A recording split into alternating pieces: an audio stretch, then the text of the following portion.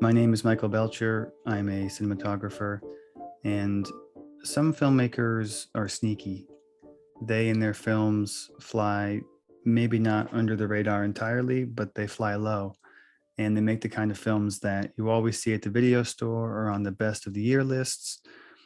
Um, but they have a non-flashy quality about them, and they aren't outwardly, desperately grasping for your attention, and you might miss them until one day you put it on and you get totally blown away. Then you realize that you've already seen their other films, but you never quite put it all together. And now it seems obvious that this filmmaker is one of your favorites. This was my experience with Midnight Special, a 2016 film by Jeff Nichols. He was chosen for this conversation by writer-director Luke Franek. Luke entered the film industry as an indie producer in New York City before working as a director's assistant to John Moore for 3 years, including the production of A Good Day to Die Hard. He was also a director's assistant to Wes Ball during the production of Maze Runner. Since then, Luke has worked in development at Vertigo Entertainment, the Affleck Middleton Project, and the Middleton Media Group, overseeing television and features. And more recently, as a writer-director, Luke has put out a handful of great short films and is currently shopping a few features, planning to make his directorial debut. Luke is a good friend of mine, a collaborator, and a filmmaker I am truly excited about. Please enjoy. When I first brought this project to you and you heard the concept, it seemed like Midnight Special was right at the tip of your tongue. I'm curious, broadly speaking, why you think that is. Yeah, it was. And then I remember afterwards thinking of, obviously there's other movies I could think of, and there's movies I would call like die happy movies that I wish I made, like like Groundhog Day and whatever. But Midnight Special was the only movie I remember having a very distinct and clear experience of right when the credits hit, being, that was my first feeling. I was like, that is literally the movie I wish I made and had always wanted to make. And it was just done better than I probably could at the time. And it couldn't have been clearer for me. Yeah, and one thing I like parsing out from that experience of, feeling like it's a movie you wish you had made is, do you feel like it's a movie that you feel like was made in your voice, or just a movie that you're just in awe of and just like, whoa, I couldn't do that, but like that's a film I want to see, right? Like that's a film I want out in the world? Or did it feel like it was speaking through like your voice in a way, which is a slightly different thing, I think? Yeah, I think it is. It's definitely not, it wasn't my voice as much as something I would like aspire to. Meaning that what I was most compelled by is, frankly, the storyline and pulling off such an intimate personal story on that bigger canvas. But the craft and execution was, while not mine personally, it was like, oh, that's right. That's what this material deserved. And that's what I wish I could have made. Mm. Yeah. Yeah. Okay. So getting into some of the craft and execution, let's start at the opening. The first shot of the film, and just the opening in general. The first shot is the tape on the kind of peephole. Yeah, it's perfect. Yeah. I mean, it's perfect. I mean, in terms of like, just like classical story movie development. I mean, in terms of the importance of a first image, literally just peeling back a peephole to look out into the world. Like we are about to just look at a tiny vision to see what we're about to see it's awesome. It's great.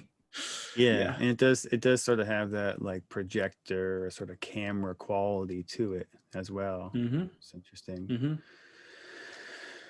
Yeah, this opening is one that I feel like I wish I could experience it for the first time again, because it just really felt like accelerating in a car, like when they could have take off right before the Midnight Special title drops in. The whole opening just really felt like I was being pressed, I just had some G-forces against the seat. Like I really felt propelled, Yeah. Yeah. It's, I mean, from that image and then all of it, I mean, the opening, what is it, like probably 3 minutes with them, and then they cut to the farm or the ranch, they call it, and there's the shot of the school buses cresting the hill with the sunrise, and it's beautiful. But yeah, I'm just more taken with how far that opening can go without you knowing what's going on. I mean, it's other than knowing that there's a guy who I guess you pretty quickly learn it's his dad is like taking the kid out, but they just are able to string you along with intrigue, and the tone is so compelling, and just that, you know, people are on the run and that's it. You're in. Yeah, and Yeah. I actually think that there's some deliberate ambiguity around what is the Michael Shannon character's relationship to the boy, right? Because you see, right, we're Yeah. seeing a news feed in that room of, Roy Tomlin is, Mhm. kidnapped this boy basically, and it feels like we're not entirely sure what's what. Like there's a lot of questions raised in that opening, and I appreciate that quality of it. It's not sort of just like straight exposition, like here's here. It's just sort of like this feeling of danger, this feeling of urgency, this feeling of oddity, right? This boy's wearing these goggles and they're in this car, the lights are off, and there's a lot of slightly strange things. And I remember feeling like conflicted, like I didn't entirely know what to think. And it's nice to be sort of like, yeah, just on your heels a little bit at the same time that you feel like you're building momentum. Which I think is one of the hardest things in the world to do. That fine line of keeping an audience on the edge of their seat, but not being so sort of mysterious that it's just kind of annoying and you don't know what's going on and it's frustrating. But just being lured in slowly, piece by piece. Yeah, hardest thing in the world. I'll also say, I mean, I remember seeing the trailers for this movie and being terrified of how my expectations were through the roof. Uh, and the Michael Shannon factor, right? I mean, I guess I had seen Take Shelter, which is I guess the closest thing I can imagine at the time to him playing a parental softer role, but it's Michael Shannon. I mean, his face is just terrifying. Um, and I thought they did such a good job that the trailers, I mean, I guess I haven't seen it in a while, but I feel like they never quite revealed if it's his dad or who he is. And so even in that opening moment, because usually a big Hollywood movie, all that opening intrigue is just ruined because it's like, oh, well, I mean, I know he's his dad. Like, we're going to get there. Like, a first act is just blown. But I remember in this being like, oh, yeah, they haven't given anything away. I mean, obviously, you know that this kid's going to be special, but you get that from the opening scene of the movie. I mean, it's all about him. And that to me was also a very impressive level of trust of the marketing, I guess, because usually they just want to oversell, get you into the room. But yeah, that was great. Yeah, talk to me about the first time that you saw it. Was it in the theater, like opening day, or was it Oh years yeah, later? no, it was definitely opening week. I remember the theater who I was with was downtown, um, and I remember. Well, I guess most specifically, I'm a talkative guy, and I can definitely be guilty as well of credits hit, and I kind of generally get up and leave, and I'm very embarrassed by it, but I am that guy, and I was just bowled over. I mean, that those credits hit, and I was silent. I remember my girlfriend like got up to go to the bathroom. I was like, I just need a minute. I just gotta sit here. I think I sat through the whole credits, just trying to. Yeah, it felt I knew then that it was going to be such a, like a distinct experience for me that I only have a few of those. Like the remembering a theatrical experience that specifically, I think I get maybe one a year. Um, yeah, not too many. And a lot of them are just like, you know, fanfare. Like I remember when I saw Avatar, but that's because it was 3D. But this was, yeah, like a shot to the heart. Yeah, it was great. And unpack that a little bit. Why do you think it got under your skin? I mean, there's a story element, there's a technique Yeah, element, there's a, just filmmaker thing, there's performance. yeah. Well, I'll start at the end there. The filmmaker of it all. I mean, I hold Jeff Nichols on such a pedestal for being able to tell such not only grounded stories, but he has what I think of. He's captured a level of Americana and like the grit of part of the country that we don't usually see in Hollywood. I mean, while we're recording this, the movie Hillbilly Elegy just came out, and not that I've seen it, but just from the trailers, and it's a Ron Howard movie about Appalachia, and being from there, it just looks pretty ridiculous. And yet Jeff Nichols has always made these movies that just feel so honest in a way that, I mean, that alone earns me like a huge fandom of his. And then really it's the story. I mean, I am not a father, but I have always sort of been intrigued with what the final reveal of the aliens and the world on top of the world moment, since I think like high school has been a sort of a sci-fi concept that I've always been more than intrigued by. Frankly, it's something that I kind of hope and wish is true. But I've always wanted to sort of explore that, not only as like the cool factor of like, oh, a fun new alien idea, but like it just feels special. And he was able to, I think why I wish I made it was I've always struggled to like figure out how to crack that story and make it feel personal and not just like a sci-fi concept. And this movie is deeply personal. I mean, truly emotional, an emotional ride, and then has this huge twist of sci-fi reveal. Which, I mean, all the obvious comps between Spielberg and Close Encounters and all that I don't think many people have been able to pull off. This kind of what ultimately is a big genre movie, but that feels like a small family drama that just happens to have a massive alien moment behind it. Yeah. It's extremely hard to do. Yeah. It's interesting when you first started answering that question, you talked about the this real honest feeling, right? Kind of the naturalism maybe, or just something about it. He's earning some trust there, just with his depiction of the place and the people, right, as relatable or as potentially believable. And I wonder if there's something about that just earns him the ending, earns him, just like Spielberg, someone whose human moments land with so much sincerity that when you see an alien, it's like, wow, you're open to it in a way, right? It might enter through the heart before the brain, which is a hard thing to get audience members to do. But if you tee them up in a way with enough realism that they might just be receiving the story, that sci-fi moment can come right in and they can feel it before they think about it, maybe. 100%. Very well said. Totally agree.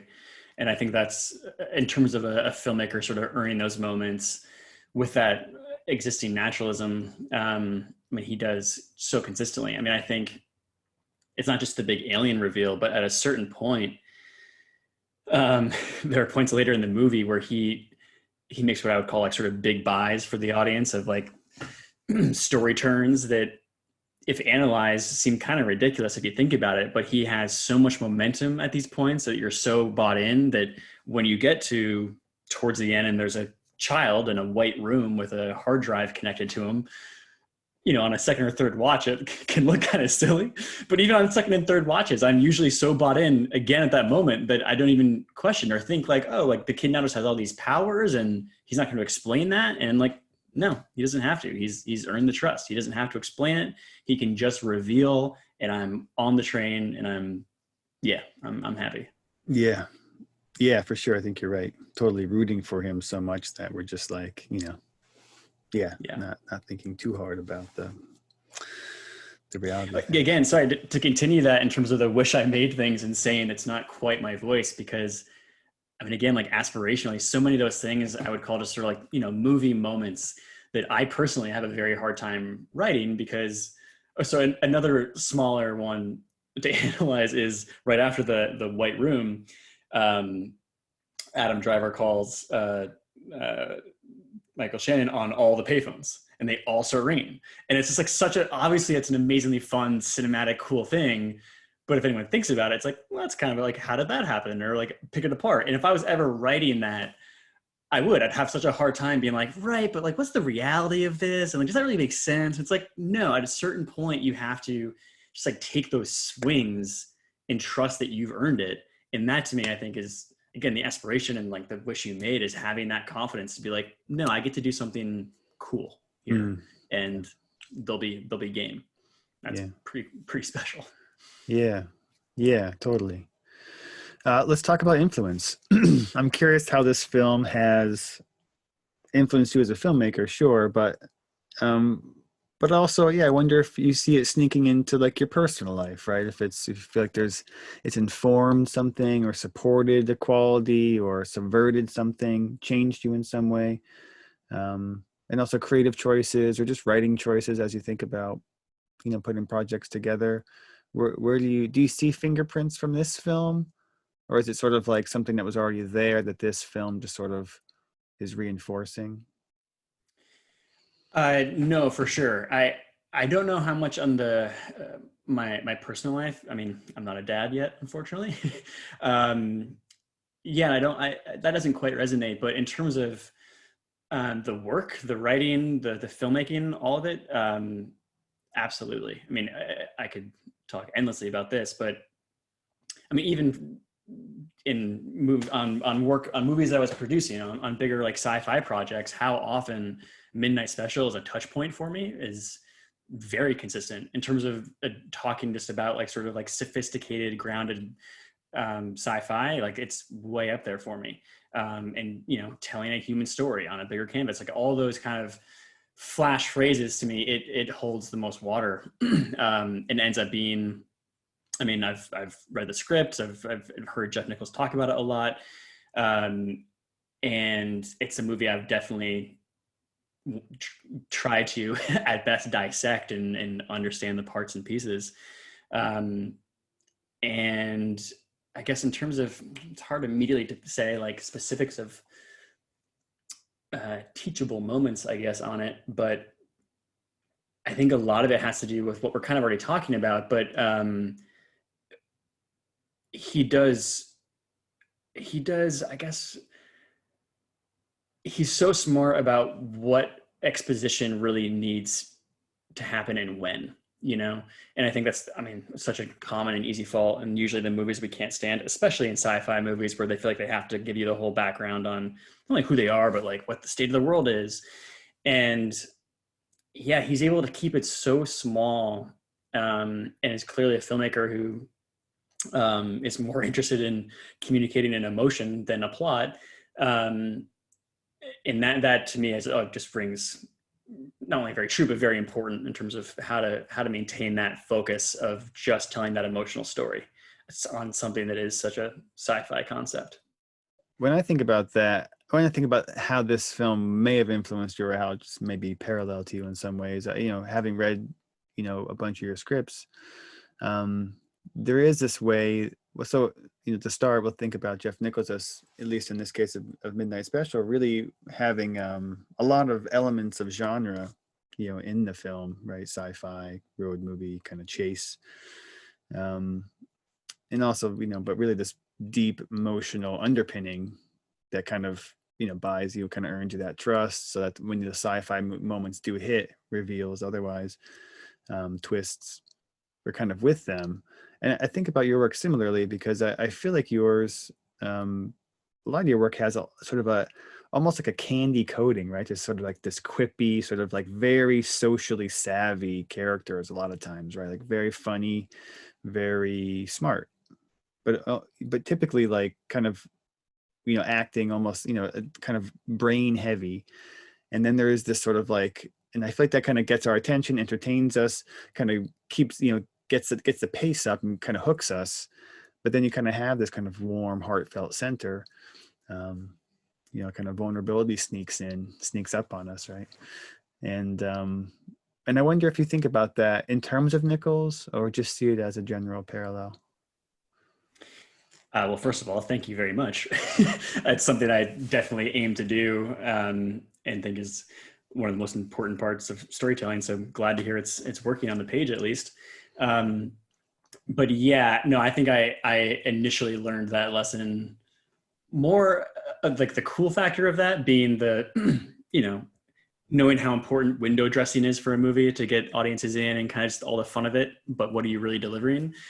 The first lesson of that for me was The Matrix, which was a movie I went to see expecting some kick-ass action movie, and then was, had an existential crisis at the age of 15.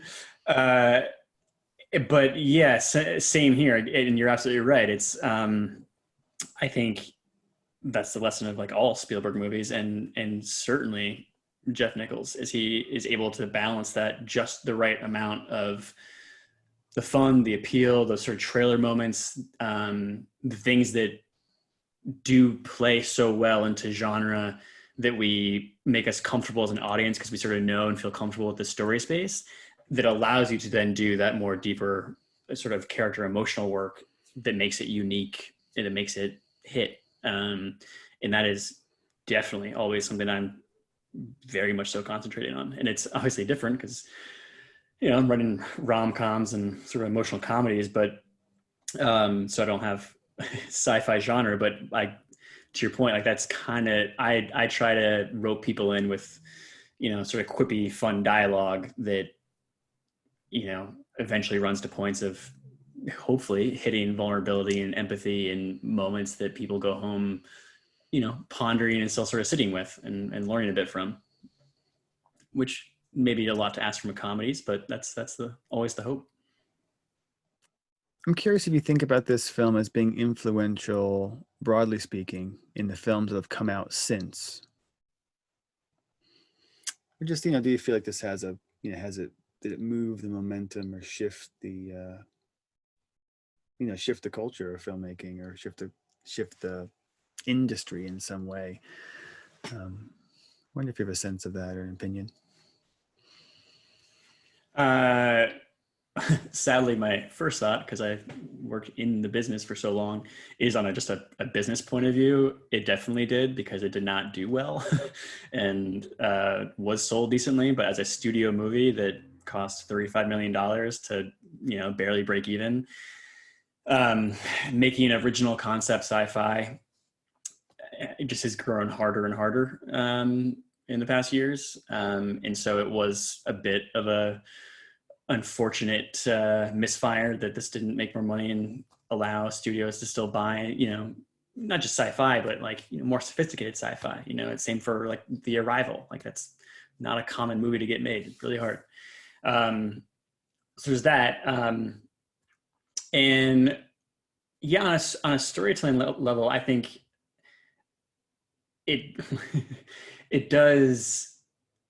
I feel like it's a movie like Midnight Special and then Arrival, I guess, the next year or two, come around only so often that sort of like keep resetting that bar that always gets pulled down by a bunch of crap in the years after it.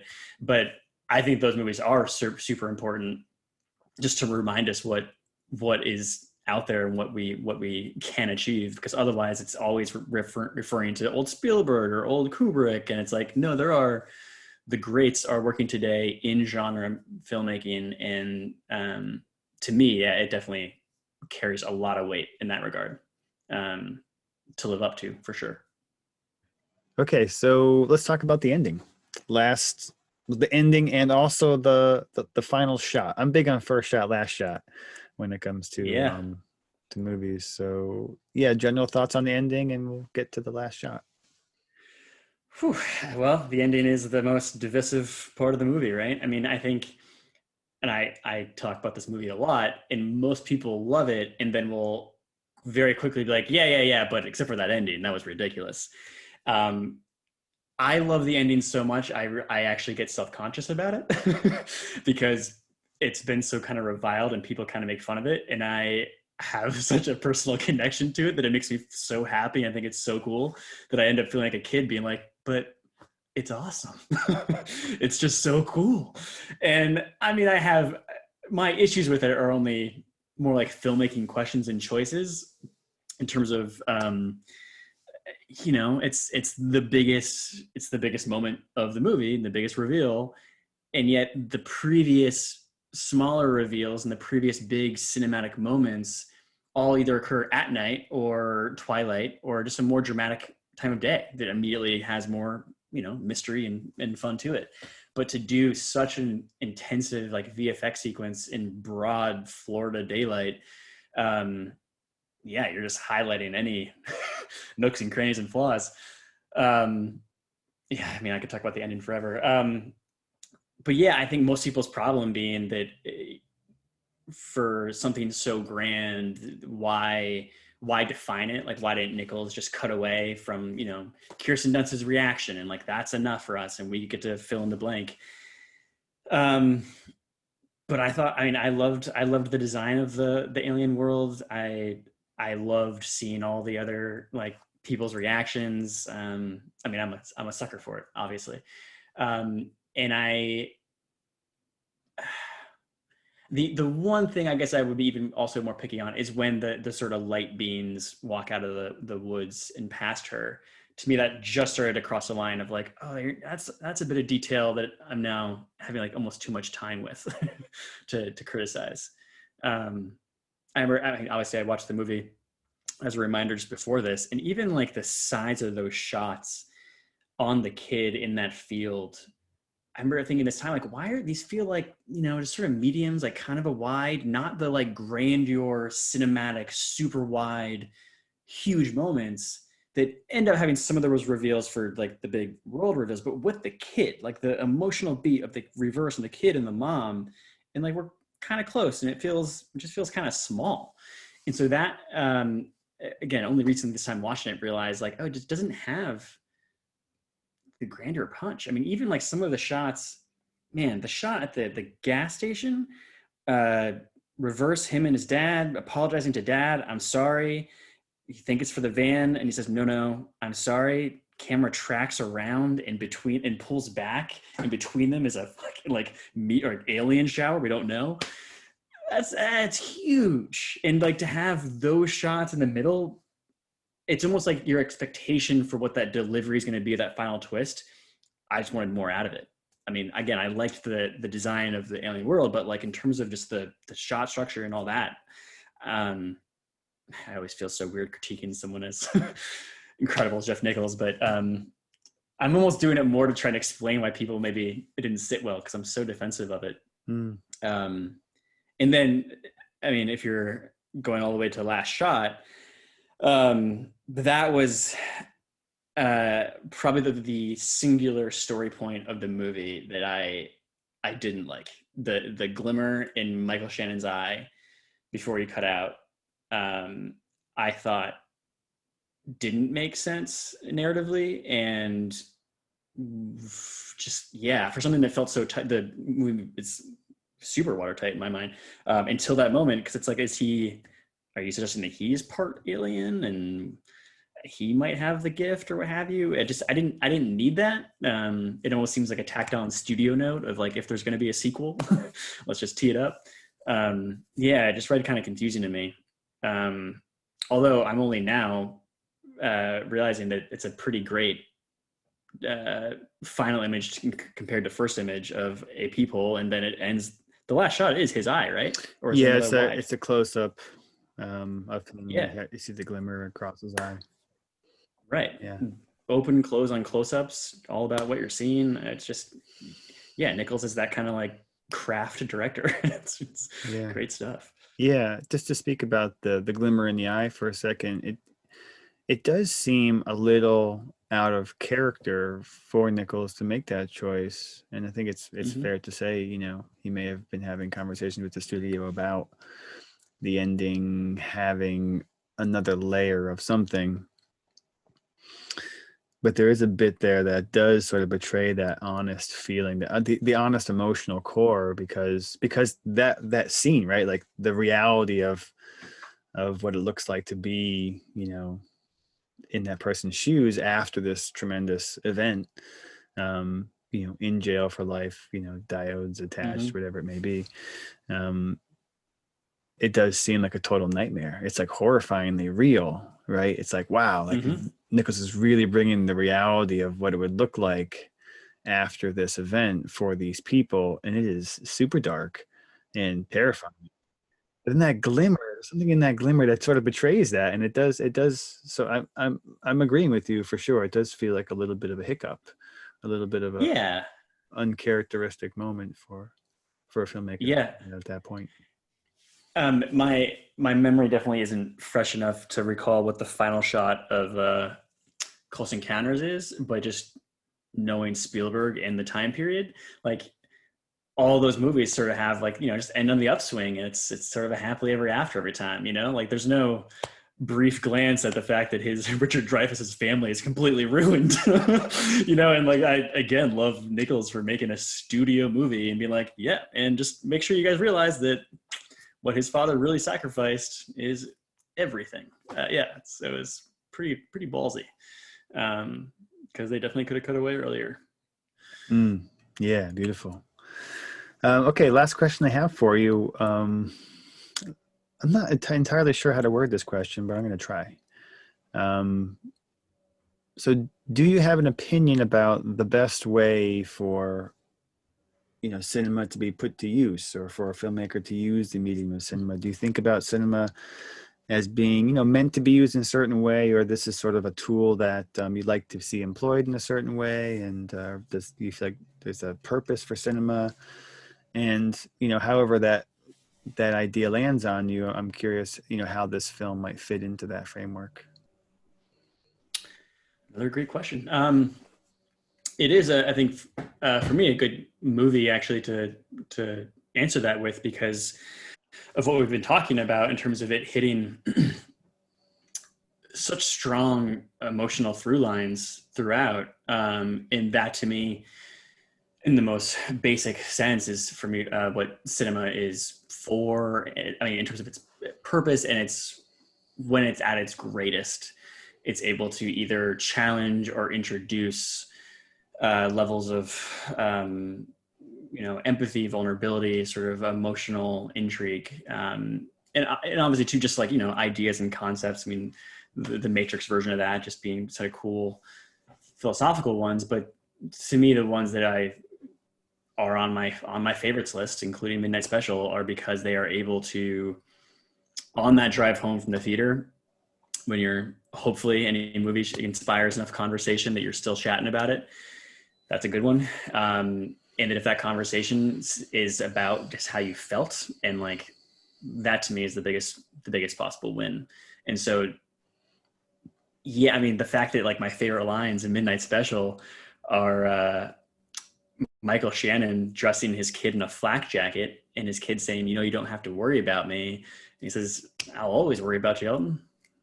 I like to. It's my job or something. And it's like, yeah, it's the best part of the movie is the emotional core. And there's no greater achievement and purpose. And it's certainly my goal with anything I try to make. Yeah, and it is. I'm happy you pointed to that moment, that bit of dialogue. That just, boy, it really does feel like just the burning molten core of the film. It's just that little exchange. Yeah. So clear. I mean, he's about to knowingly give his child up to an impossible unknown. And then even both of the emotional climaxes, saying goodbye to his father and his mother, silent. A step down lesser filmmaker, there is a whole monologue in there telling your son how much you love him and you care about him and you're proud of him and all that. And he does it with a look. And it wasn't something they like decided on the day. It wasn't the actor being like, no, man, let me just try it with a look. That was in the draft, which is, yeah, again, like knowing you'll get there.